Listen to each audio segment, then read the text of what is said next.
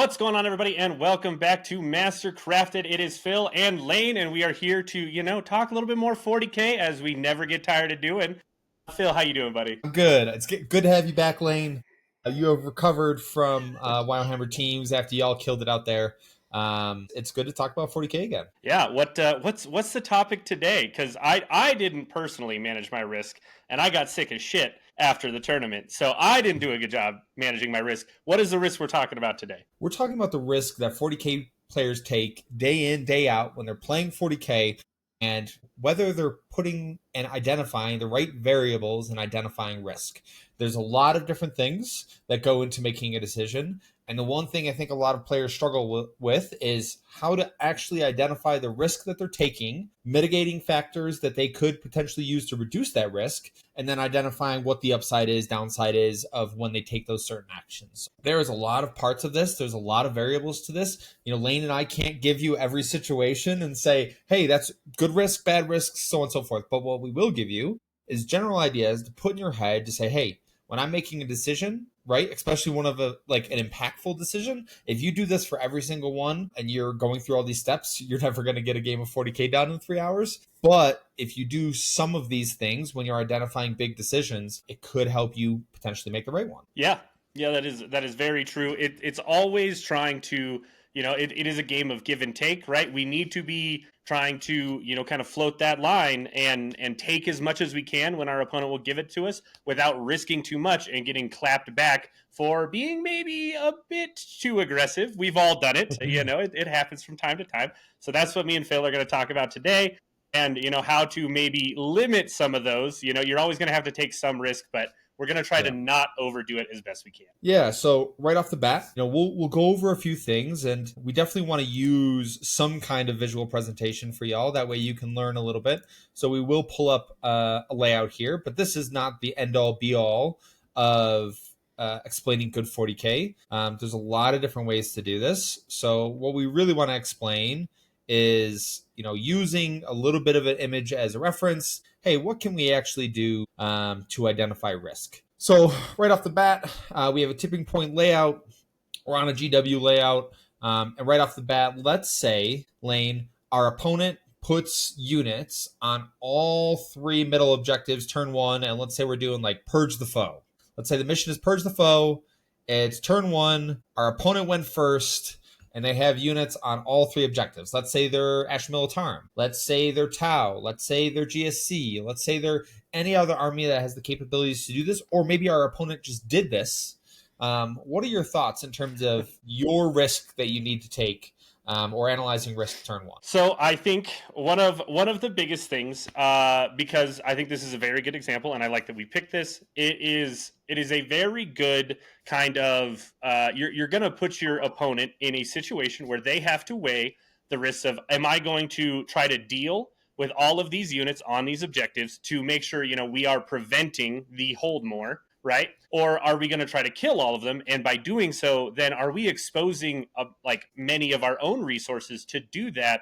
And then are we giving our opponent, kind of the upper hand that we'll say it's the guard player who has put all 3 objectives or holds all 3 objectives, right? Are they forcing us as the other player to put too many resources out to deal with that early, right? So we're trying to look at this and say, all right, where is the cost benefit at, right? We definitely should not be like, well, I'm going to go be on his natural, I'm going to be on the middle, and I'm going to be on my own natural. That's not, that is almost never the correct response to this, unless you're like a very hoardy army yourself that's got a lot of just fast melee tradey pieces. In general, you're going to be like, all right, well, I need to secure my natural. I can hopefully shoot them off the middle without risking too much. And then if he's on his natural, I don't care. As long as they do not have hold more, I don't care that they're on their natural, right? So it's trying to look at the board state and saying, how much can I effectively deal with without getting over traded back? Yeah, absolutely. And the reason he's thinking about not trading back, specifically in Purge the Foe, right, is he's thinking about turn 1, you only get points for killing a unit. Turn 2, you get points for killing more units. So the whole point, I've seen this tactic done multiple times, is I want you to overexpose. That way on turn 2, even the first player has a potential opportunity to get kill more, which is relatively rare because you don't know the number, and your opponent is constantly going to be chasing whatever the number it is that first player person killed. So like right off the bat, the risk is very high, because if you expose too much, then you give up Purge the Foe turn 1, and you do that for pretty much nothing because you've lost assets for no reason, and you're going second, which means you're already putting yourself slightly behind, which is not what you should be doing. Purge the Foe is definitely a late game mission. Yeah, 100%. You are holding on to that bottom of turn. You're trying to play with some reserve as best you can going second. And that's the reason why so many, like as a guard player, we'll keep going with the scenario. I try to put something on all three, especially if I am top of turn. Even if I'm bottom, honestly, I'll still do it. But top of turn as a guard player, I will put things on all three objectives, because I need you to start trading. If you bite and you try to kill all three, this game just got way easier for me, because you exposed probably 3 assets for me to definitely kill on turn 2.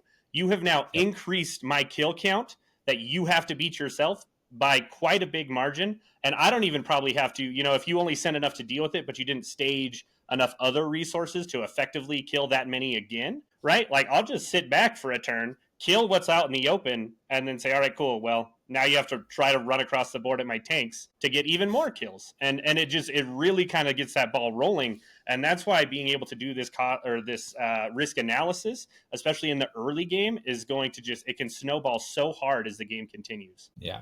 Now, Lane, before we complete this simulation, what are the ways that we could potentially mitigate risk in that scenario, right? If we're thinking about like, hey, in any scenario, what are the things that we can do to mitigate risk going forward? We talked a little bit about, right, we're going to try to definitely secure our natural, right? And then we're going to try to pick like the cheekiest angle, right? Let's say there is just a guard squad standing out in the open. We're going to try to pick either the left guy or the right guy, and then put a shooting asset into it that should hopefully wipe the squad, right? We should have, unless we're just melee, unless we're world eaters, and then you're just like, all right, cool, Goremongers, you go die, you did your job, cool, that's it. But in general, right, we are just trying to pick an angle that's as safe as possible. They're not really going to be able to trade us back with the shooting asset.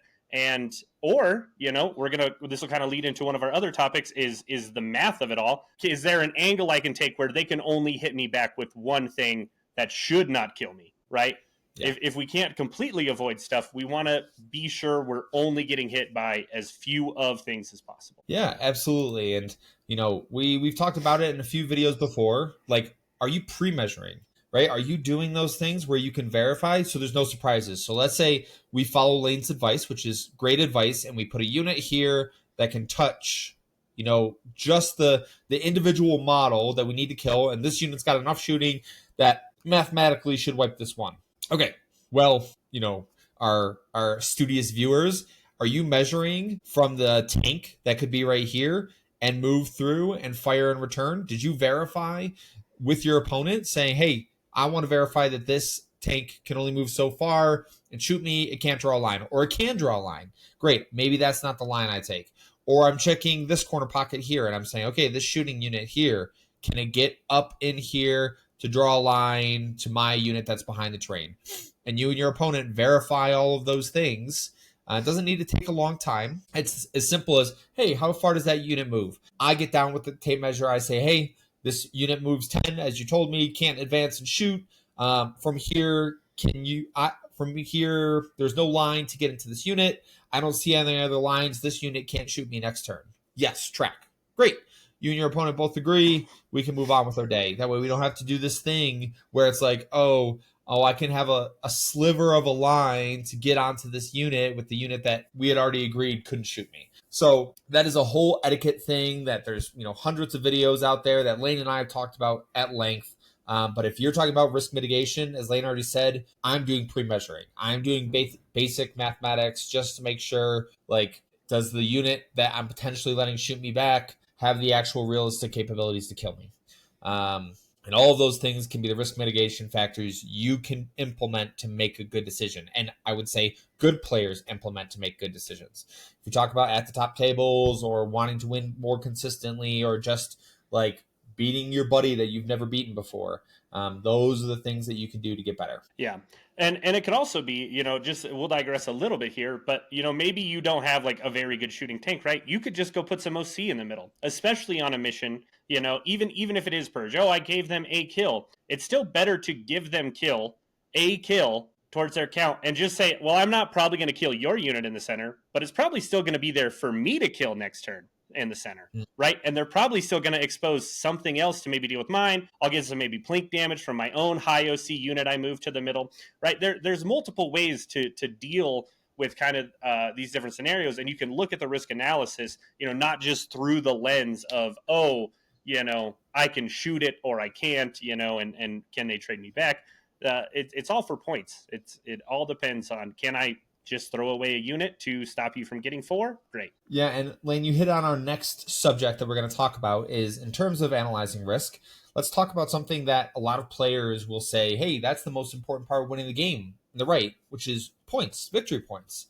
What is your general rule of thumb when you decide on, hey, I'm going to sacrifice this unit for points potentially, or hey, I'm going to give up that secondary, or I got to move off this primary, whatever the case may be? How do you analyze the difference between the two? Yeah, so I think for me, my general rule of thumb is I need to have them either denying or gaining me 3 points, just purely, or at least 2 points and setting tempo or getting a kill, right? It has to be for some other reason. Like, I'm not just going to go throw out a unit generally for established locus if it's going to die in the middle. I'm not going to do it. If it's this board where I can't safely do it, or at least be in a position that my opponent really, really has to push, right? Like, if I can be next to the 4x6 inch, little ruin there towards the middle and maybe get off an establish with like a lone op character that'll force him out, maybe I'll go for it. But in general, on this map, I'm not going to do it because it's not really worth it. It's not pushing the tempo for me that much.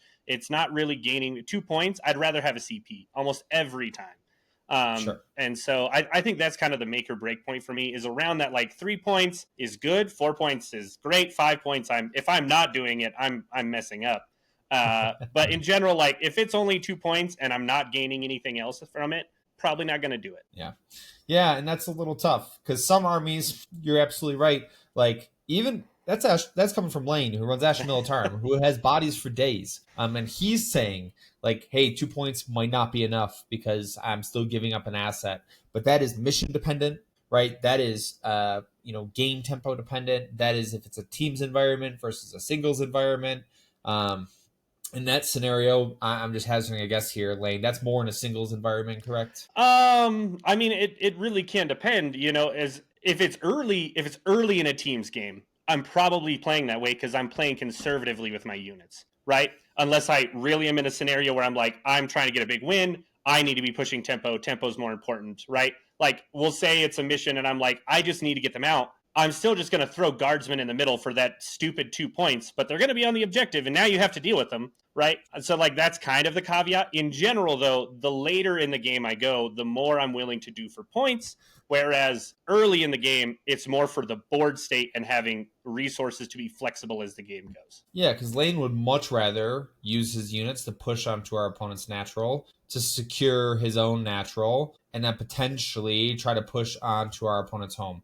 All of those options have more inherent value, whether it be tempo or points, than necessarily pushing out for a shitty established locus that only gets you in the center.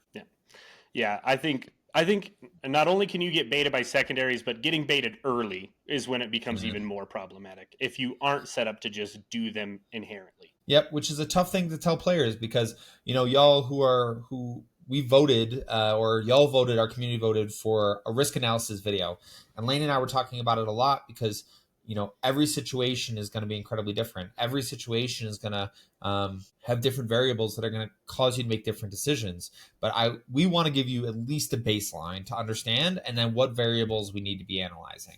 So the next example we're going to give is let's talk about Scorched Earth, because Scorched Earth is one of those missions that turn 5 can swing a game incredibly hard. So let's say turn 4, you have the option to pick up a unit on your natural. Your opponent doesn't have realistic options on their home. There is a 9-inch bubble to get on their home. But at the end of your turn, you have the opportunity to pick up a unit. You are going bottom of 4.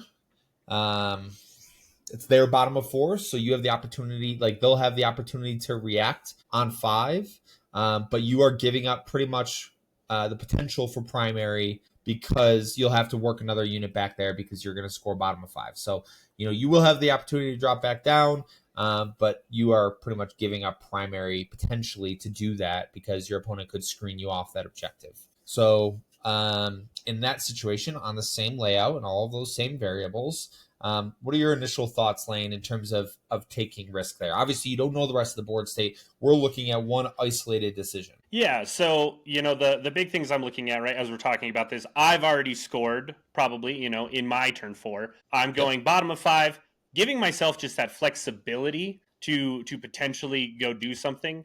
I do think is generally worth it. We're looking at the board state, and the other thing too is, right, we're now going to make our opponent have to worry about us bringing in a unit behind them, right? Like I assume in the scenario, right, we have the ability to. You said it's at the bottom of our own turn. We're picking this up. No, bottom of our opponent's turn. Bottom of our opponent's turn. Yep. Yeah. I mean, it is still something that based off of, do I still have behind enemy lines as a secondary? Am I That's risk still? mitigation, right? Yep. Yeah. What all am I potentially going to draw that could be getting me points? And do I have easier ways of just being like, well, I can go put something on an objective, right? Scorched Earth is hold 2, right? Can I just go secure any 2? Sure, it's my natural I'm leaving, but if I know that it's probably pretty easy for me to walk onto either of the others, right? Because more than likely our opponent, if they haven't burned already, they're going to be trying to burn their natural. They've been holding on to it for this whole game. They're going to start burning on the top of 5, as everyone does, trying to hope for the 5 points, right? If you're not prepared for that, right, you probably should start being prepared for that because that's like 80% of Scorched Earth games. Yeah. Unless it's somebody who's really just kicking your teeth in which case you don't have a choice anyway. But in general, most people hold their natural if they have top of the turn, and then they're going to try to burn their natural at the end of the game, right? So we should be ready to have something that's not only going to go over there and stop it, but hopefully out-OC it anyway as just kind of another risk management thing, right? Not only are we going to try to kill it, we're going to just try to make sure we out-OC it, and then we're double protected, right? So leaving my own natural, especially on a board like Tipping Point, or on Crucible, those are within 8 of the edge. So that means I can walk back on with just Strat Reserve, stand on it again if I need to, and burn my own natural. But at least I made them think about it a little bit if I picked up at the end of, end of their turn on turn 4.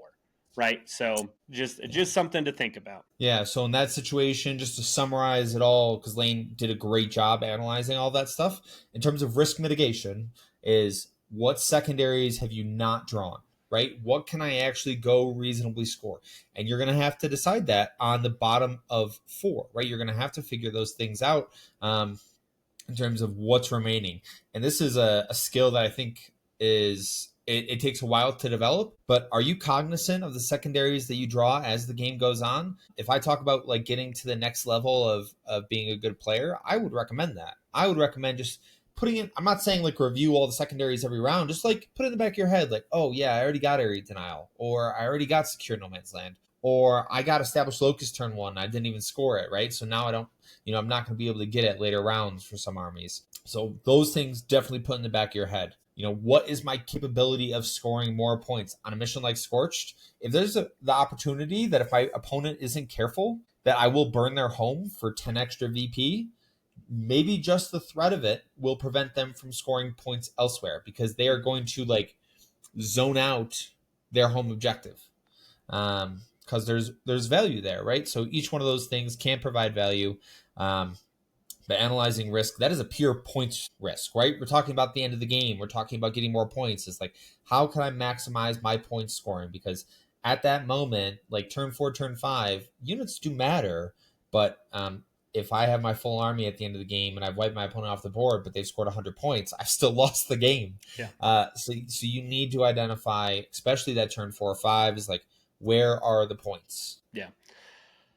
Yeah, 100%. I guess I think board state is one other thing I really want to touch on.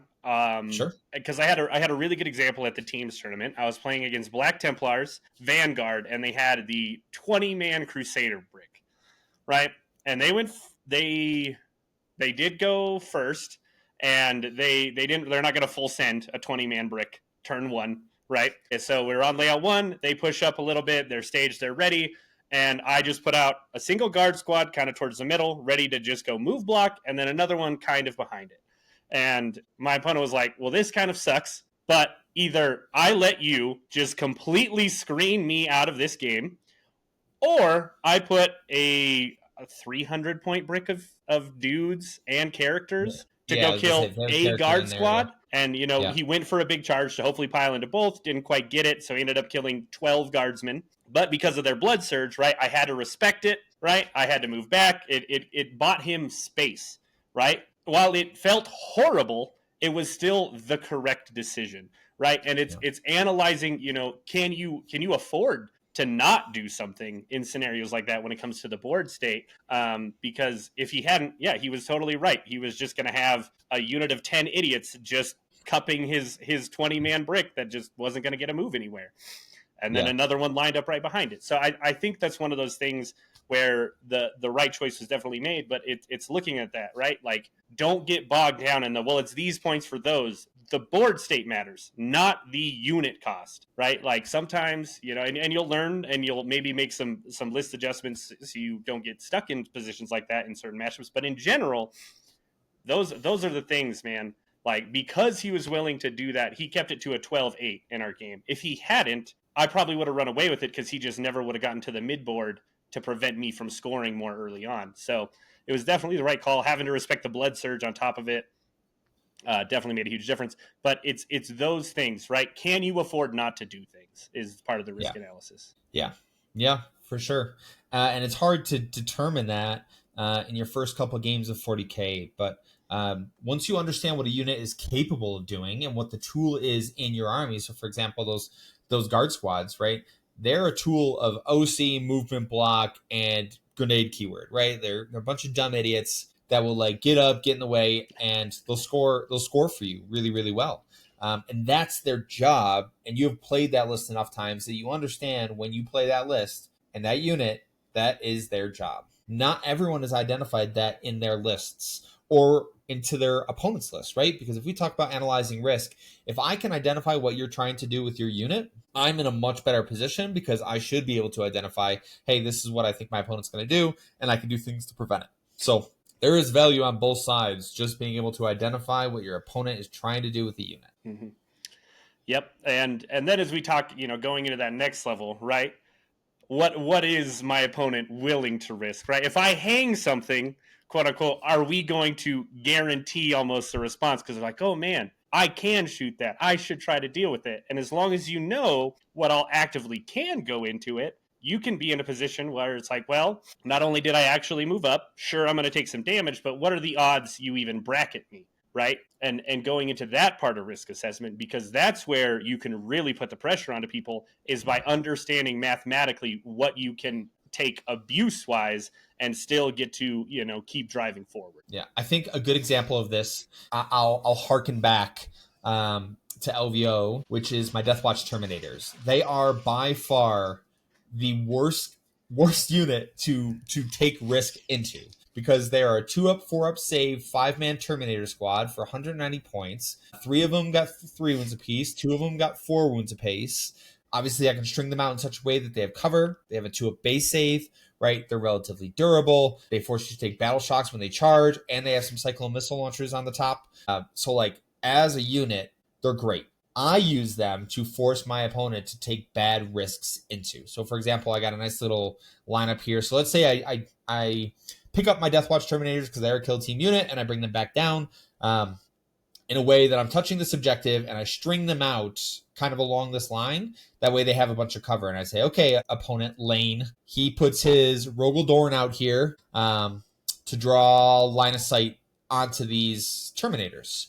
Or whatever, Repulsor Executioner. I don't even care. Repulsor Executioner can shoot me no problem, and I will still live through it. But whatever my opponent puts out to shoot, my whole goal with those Terminators is to either force you to under evaluate what it takes to kill them or over evaluate what it takes to kill them. And I can still scam you because I have 4-up invuls. So it's like, that's a great unit to force your opponent to try to analyze risk. Because if they, let's say this is still purge in this hypothetical situation, right? What's my opponent going to do? Are they going to bring out a unit and try to out OC me? That's an option as well. But then they're potentially giving me a unit to kill for my purge the foe. Are they going to try to shoot me off? Okay, well, if you don't put a unit on that objective to flip it, maybe I pull in such a way that I leave the last Terminator alive on the objective, and you don't have any shooting left because I AOC'd or did something silly, and I scammed you on 4-ups or 3-ups or even 2-ups because I have AOC and benefits of cover. All of those things can make a difference. And it's very, very hard to evaluate risk there because each one has a negative side, and I could take advantage of them as your opponent in different ways. So little Death Watch gee whiz there. Yeah, having those just mathematically just awful units to deal with. It's the same reason I run Bulgrin, right? You have to have, well, you don't have to, but they just make life so much easier. Those Terminators, Bulgrin, you're just like, well, I'm going to put this out there, and either you're going to put enough to definitely kill it, or you're going to put enough to maybe kill it, and then there's still a problem, right? And they're such good units, man. It's awful to deal with. Because like for me personally, because I've played Phil a couple of times, like the only way for me to deal with those is like, well, I'd like to kill him, but if I don't, that means I need to move. And even if I'm going to try to kill him, I need to move a unit of guardsmen so far out there that they're right next to him that I not only auto-see him, but they're taking up so much space that even if he does drop, he's not within range of my tank. It's so many extra layers to deal with such a problematic unit without suffering the repercussions. Yep, absolutely. Now, every army has different units that are like that. So, Hive Guard for NIDS, Terminators for Space Marines, even something as simple as like a Company of Heroes, right? Those are freaking annoying freaking units. Something with a Blood Surge, like a unit like that isn't just that way because it's inherently tanky, right? There's a lot of different things that can make it a problem for your opponent to deal with. Maybe it's a dirt cheap 5-man Acolyte squad for GSC, right? That's a problem because the Overwatch is scary. It can resurge, so if you don't put enough into it and I leave the banner alive, great. My unit's coming back. So each one of those provides problems. Each one of those is very difficult to handle. And if you're not prepared to do those things, it can be difficult for sure. Yep. All right. What's next on the old risk analysis, Phil? So we'll go through the thing that I think, when I think back to Cody Giroux, I like his feedback a lot when we talked about analyzing trading. So one of the things he said is there's a lot of players that put too much investment in what the dice should be. And he is 100% correct. We are just showing you this tool so you can get in your idea of like what is possible, what is not possible. So, for example, like Roll Generator, which is just something I Googled, not necessarily supporting in any way. I'm sure it's a great tool, but there's a lot of tools out there that you could do something with that'll help you. And you can get a general idea of your unit's effectiveness. I will say ListForge has it built into the app, and that's what I use. So you could click on it and will automatically give you some base values. So this is a tool that you could use to just say, hey, 5 attacking miniatures hitting on 3s, strength 4, 0 AP, 1 damage, 3 attacks apiece, and then what we're going into, and then probability of killing units. So you could do something like this, and you could say, hey, I just want to see the probability of what it is that we're going to kill. So, for example, dead miniatures on average is 2. That doesn't sound great. You might not even kill that. You might kill higher than that, lower than that. But expecting the average is not a great thing to do. Understanding the average is the right thing to do. So, like Lane, his understanding of a Rogaldorn going into X target, he does need to understand, can this Rogaldorn kill that target on average? Yeah.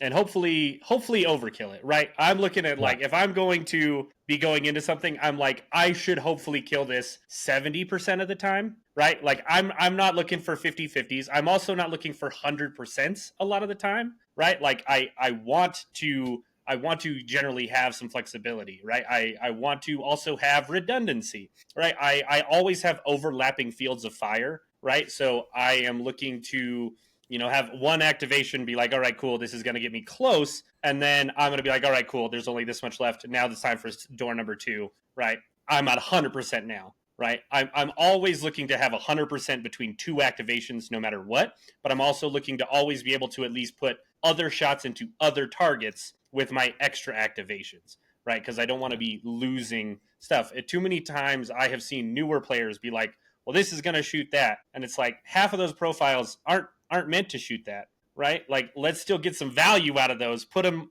towards some other things maybe, and just work through this problem as efficiently as possible. And it, like, I don't know, it's helped so much on the risk assessment on my end, at least. Yeah. No, that's a great point, because like if you're gonna expose something for like, it will kill it. Like this Rogodorn will kill that 5-man of intercessors that's out on this objective. Okay, great, congratulations. But on the flip side of that, now you're exposing a Rogodorn to kill 5 intercessors, and it's like, okay, well, are you going to get clapped back in return? Is this Repulsor Executioner waiting behind the wall and going to punish you for that? So like using risk analysis to say I will 100% kill what's in front of me, and then looking that in isolation is okay, but it's not actually going to help you play 40k well. It's going to put you in a position where you analyze the risk here, and then there's nothing you can do about it. Yeah, a lot more of the time, it's going to be better to just throw 20 OC on that point and then just take some plink shots. It's more times than not if it's just 5 intercessors. But some armies in general, don't have yeah, the capabilities to do that. This is true. I will stop talking from my point of guard privilege and having just cheap trash and good tanks all the time. Yeah, it must be nice. Yeah, it's a rough life, bro. Okay, so that summarizes some very basic risk analysis for what you can do as a player. And I'm just going to summarize it here so we can understand if we talk about coalescing all this information and giving it to you, and if you're going to write something down before you make a big decision. You can't do this for every decision. Before big decisions, things that you want to evaluate is how much VP am I going to get out of this decision, right? How many points is the unit I'm giving up worth? That's not the only thing, because I would sacrifice a 300-point unit if it was 5 points and it meant me winning the game, right? Like I will do it every day of the week. The next thing would be where or how important is that unit in the game? Like I'm not even just talking about like this unit is really effective into my opponent's army. Great, that's a great thing to keep in mind. It could be continually valuable. That is definitely something. The other things that you would evaluate in that same vein are like positionally on the board. Am I giving up a unit that I will not be able to reinforce at a later date, right? Maybe it's on my natural and the rest of my army I'm attempting to flip the board with, but this one unit on my natural I'm giving up and I'm not going to be able to support it. Okay, well, is that worth it? Right? Are you giving up your natural, or are you able to take your opponents, like where that unit is on the board? Or does it have a skill or ability that is just too valuable to give up? So I think a perfect example of this is a Calidus Assassin. They are probably, for some people that put it in the game, is like one of the most important things in the game for them. But there's constantly, I see it, it's happened to me before, where it's like, hey, I could get behind enemy lines here with this Calidus Assassin, but I'm gonna give it up if it goes back there. It's like, is that worth it? Is that worth it in the game? I'm not saying it. There's sometimes that it isn't, but there is sometimes that it is, where it means like, hey, that'll be my second unit. I'll get a full 5, whatever the case is. That means I'm out of reach of my opponent. Maybe that means they can't even win the game now. So like there is value on that side, but in terms of evaluating those units, if we're going to give them up, super, super important to understand.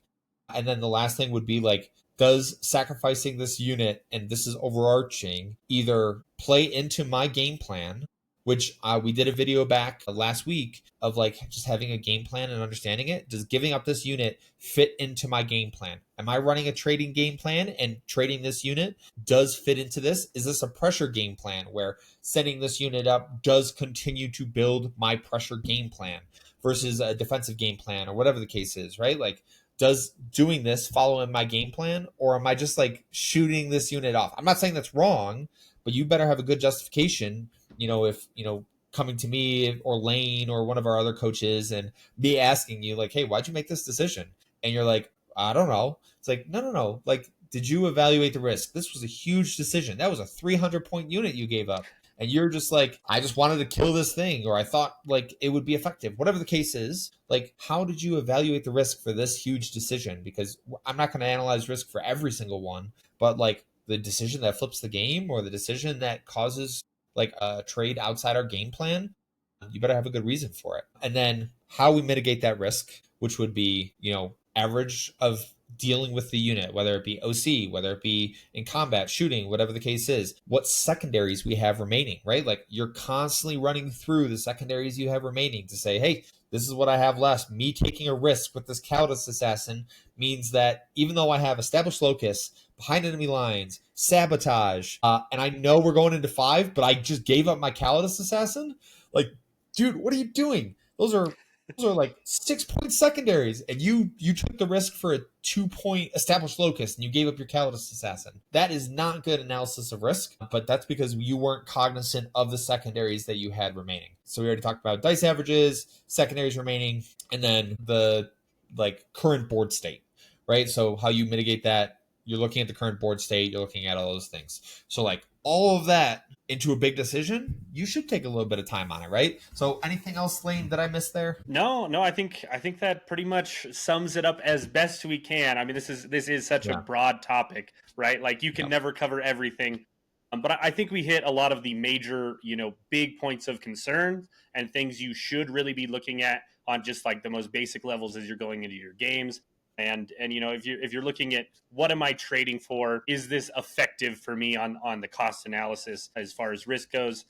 I think this is going to help you guys win more games. Hopefully, yeah. I think that's it, man. Awesome. Alrighty. Well, thank you all for tuning in. As always, we just hit 1,600, so big whoop whoop. Yeah, it's getting bigger, boys. Yeah, so that's awesome. It continues to grow. We are going to be having our first GT stream. We are going to be setting up at the Collector Yep. Mania GT on November 8th and 9th. Yep. So we will have that going. I believe it's the same weekend as Worlds. So there's going to be plenty to watch that weekend. But, might as well come back and watch us. If you don't watch us live, you losers. Yeah, no, I'm just kidding.